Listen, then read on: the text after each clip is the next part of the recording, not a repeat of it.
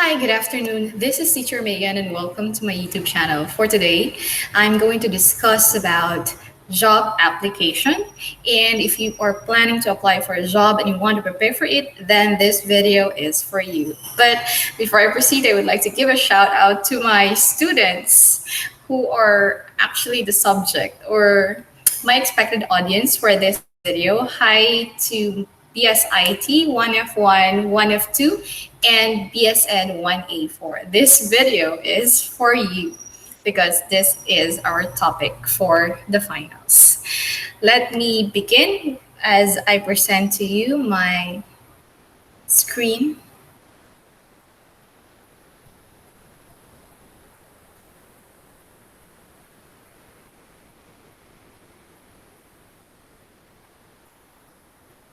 All right.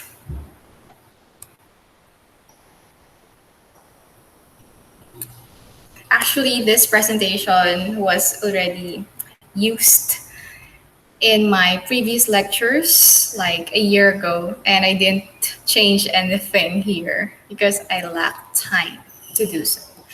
Now, as I said, this video is about job application. By the way, my complete name is stated below. I am Miss Puli Maegan Okuwal, and let's get started.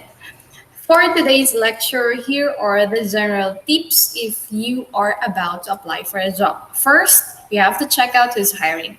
If the company that you want to apply where you want to apply isn't hiring, then there's no sense of starting your application journey. Second is prepare your requirements. Here are the common requirements for a job application, but I'm not saying that it's already the complete requirements that you need to prepare. First, of course, the resume, or sometimes they use the curriculum vitae. Next is the cover letter that is used to cover your resume, and of course, the application letter. Next is you have to wear a decent attire, and later as we go through the discussion, I'll be sharing with you the suggested or the recommended interview attire for women and for men. Next is be prepared to complete a job. If you won't or if you don't have plans of completing or pursuing it until the end, then you shouldn't start. Next is prepare for an on-the-spot interview.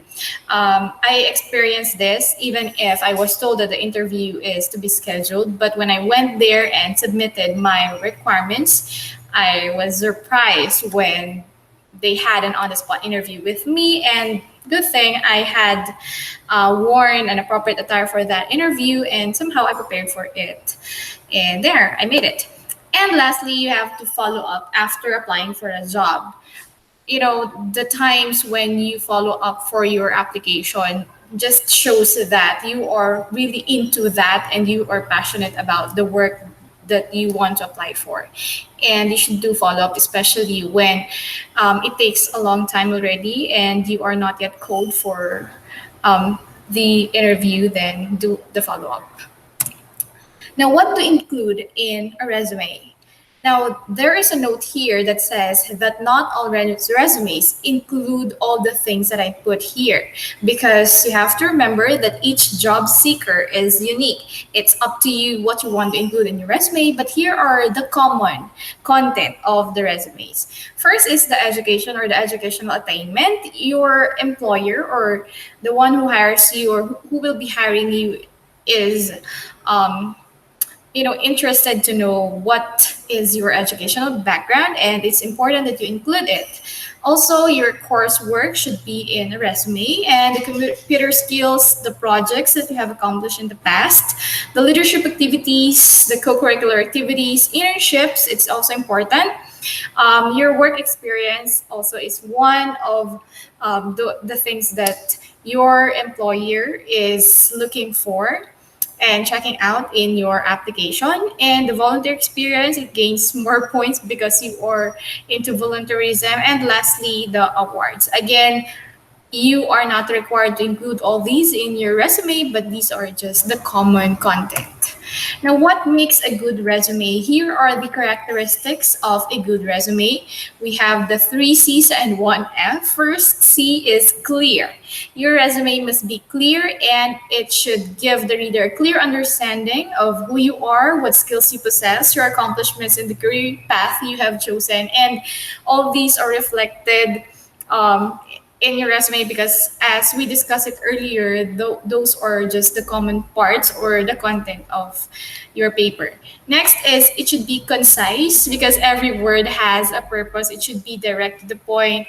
You will not include a word or any part of it that you think is not relevant to your application or to who you are, because only content that is what makes you a strong candidate in your application. Next is you have to be consistent, not just in the content, but on how you have written it. When we say how, it is about the format or the style of writing. If, of course, this is typewritten, if you use this particular font style and font size, then it should be uniform and consistent until the end. And last characteristic is focused. For most people, this is the most challenging part, but you have to bear in mind that you're writing a resume to sell yourself. That's it. You will be including the best part of you, your achievements, your characteristics, the positive ones, because again, you are selling yourself. And there's a note also that you have to use action verbs.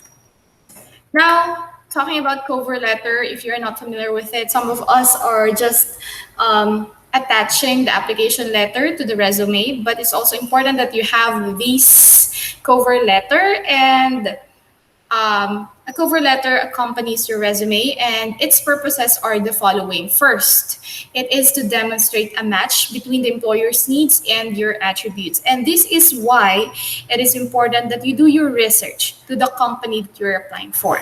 Okay? You have to know what they need in an applicant, or so that you can match your skills to what they are looking for. And to demonstrate your knowledge of the organization and why would you be a good fit if hired. And also cover letter serves to showcase your communication skills, writing ability, and writing style, because a cover letter is written in sentences or in paragraph form. Next, this is the structure of the cover letter, wherein it says that a cover letter is typically short. It's not wordy, guys. It's direct to the point, and it uses 3 to 5 paragraphs commonly. So the 3 paragraphs are composed of the opening paragraph, and it should catch your employer's attention and state what position you are applying for and why. So again, it should be catchy and it should get the interest of your employer. Next is the middle paragraph. It's more of it's more of you developing your theme by providing specific examples of your qualifications. So it's more of explaining your side and giving more justifications as to why you deserve to be hired. And the last paragraph should close by requesting an interview and providing contact information. It should be like you are looking forward to having a chance to talk to the boss or to the manager regarding your application process. So again, this is the structure of a cover letter, and it's commonly composed of 3 paragraphs from opening, beginning, and the last paragraph. Here is a simple and comprehensive differentiation between resume and a cover letter, wherein you can see in the PowerPoint or in the presentation that a resume is a matter of fact document because you're going to include and enumerate only the facts about you. The information about you, like the skills, experiences, education, and the size and your achievements. While the cover letter is more of enthusiastic, it uses the power of words to persuade, okay? And it shows your passion to your application, and it's more of explaining how your skills meet the position needs. That is why it's very important that you know the position and the company that you want to work for. Here in this picture, you will see one example of a resume. So that's in the left. You can see it because there's a resume on top of the document, and then the right side is an example of a cover letter. And you can see in the cover letter there are bullets, but it includes the skills and qualifications that match the experience of the applicant to what is being hired for. Okay. And now let's proceed to the attire for an interview. I'm sweating because it's hot in here. Excuse my sweat. Oh my gosh. Anyway, what you should be wearing for an interview. So this is for the women. First, the do's and the don'ts. You will see here that you may wear jewelry but in moderation. And comparing it to the other woman on the right side, she's wearing a huge or a large necklace that's kind of distracting to the interviewer, and that is to be avoided. Next is conservative two-piece suit. Although you may wear a formal dress, but this is what is recommended to an interview, that it should be conservative. You're wearing a coat and a decent one. The color is not too, bright. And the skirt is knee length, not too short, not too long. And if you're going to wear whitery, it should be near your skin color, or if it's not, then it should match your outfit, the entire outfit. And dark shoes. For the shoes, usually it's black or brown, but what's important is it's closed. Next, for the don'ts, you will see, as I mentioned, necklace shouldn't be distracting, or any jewelry, dangling earrings. Please avoid those. And no bright colors and patterns. Again, it's distracting. And the capri of this woman in yellow is too casual, as if she is just going to have groceries in a market, and her shoes are open. Here are the other styles that you may choose as your inspiration for your attire in case that you will be having your interview soon. You will notice that their shoes are similar in a way that they are closed and dark and shiny, well polished. And the colors, not too bright and classy.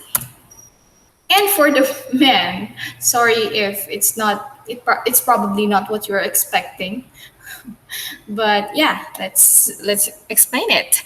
For the men, if you want it to be casual, you may remove the coat, or you may not wear a coat anymore, just the long sleeves and the belt and the pants and shoes that are polished. The feet should be well pressed, ironed, and not and also fix your hair if ever. And tip to make the look less formal, the suit jacket can easily be removed, and the shirt tie and the tie coordinate well with the suit. So you can see it from the image. And the don'ts here is, do not untuck your shirt, and dress shirt, and cotton khakis are a mismatch. So you can see it doesn't really look good. And the suit of the man on the right side is too small, and you have to make sure that your outfit is free of wrinkles and stains. Your hair and nails are well groomed, and your shoes are polished, because what you're wearing is a reflection of who you are. Remember that. So here are the other suggestions for your outfit, and you can see that all these handsome guys are wearing eyeglasses because it adds to your appearance. Men having eyeglasses look more intelligent for me. So like they look so clean and decent and just so. Now, here are the common interview questions that you have to prepare for. I'm not really good at answering interview questions, but I'm here to give my personal tips based on my experience and my readings regarding the topic. Of course, the first one is tell me about yourself. And the best tip here is do not say exactly what is already written on your resume or the letters that you have passed or submitted, because the employer will no longer listen to you. He or she may just read what you have written and no need to speak.